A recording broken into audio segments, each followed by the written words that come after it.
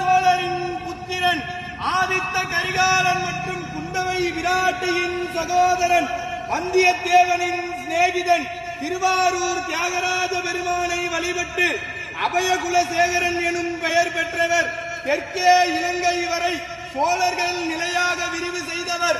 தெய்வீகமான சொல்லாற்றும் நீதிமானாக இருந்து அருள்மொழிவர்மன் சேர சோழ பாண்டிய நிலைகளை ஆட்சி செய்த மும்முடி சோழன், கலைஞர் கோட்டையை வென்ற கலைஞர சோழன், கோயில்களை கட்டிய திருக்கோயில் சோழன், மக்கள் நலன் நியாயம் காட்டிய மண்மணி சோழன், தஞ்சையை ஆண்ட தஞ்சை வல்லவன், சிவபக்தியில் சிறந்த சிவபாத சேகரன், திருமுறை கண்ட சோழன், மகா கலைஞன், மாநகர் அரசன், கடல் வீரன், சோழ வம்சத்தின் மிகச்சிறந்த ஆளுமை கொண்ட தெய்வீக அரசன், நம் பெரும்பாட்டன் பேரரசன் ராஜராஜ சோழன் வருகிறார் வருகிறார் வருகிறார்.